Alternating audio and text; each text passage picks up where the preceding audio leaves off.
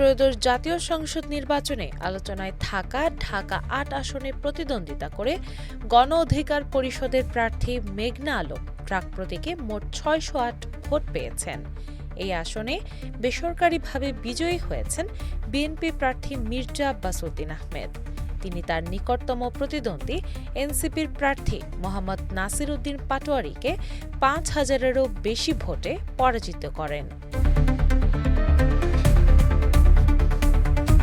ঢাকা বিভাগীয় কমিশনার কার্যালয় সূত্রে জানা গেছে, ঢাকা-৮ আসনে মোট ভোটার সংখ্যা ২,৭৫,৪৭৪ জন। এর মধ্যে ত্রয়োদশ জাতীয় সংসদ নির্বাচনে ভোটাধিকার প্রয়োগ করেন ১,২০,৪৮৪ জন। এ সময় ২,৮১৭টি ভোট বাতিল হয়, ফলে বৈধ ভোটের সংখ্যা দাঁড়ায় ১,১৭,৬৬৭টি। এ আসনে পোস্টাল ভোটার ছিলেন ৮,৯৯২ জন।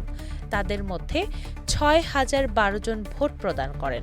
পোস্টাল ভোটের মধ্যে ৩২০টি বাতিল হয়েছে। ফলাফল অনুযায়ী এনসিপির প্রার্থী মোহাম্মদ নাসির উদ্দিন পাটোয়ারী ১০৮টি কেন্দ্রে মোট ৫১,৫৭২ ভোট পান। এর সঙ্গে পোস্টাল ভোটে তিনি পান আরও ২,৫৫৫ ভোট। সব মিলিয়ে তার প্রাপ্ত ভোটের সংখ্যা দাঁড়ায় ৫৪,১২৭। অন্যদিকে ইসলামী আন্দোলন বাংলাদেশের প্রার্থী কেফায়েত উল্লাহ হাতপাখা প্রতীকে মোট ১,৪৩৬টি ভোট পেয়েছেন।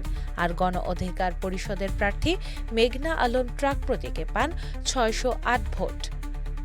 দিনা ইসলাম, বাংলা বাজার পত্রিকা।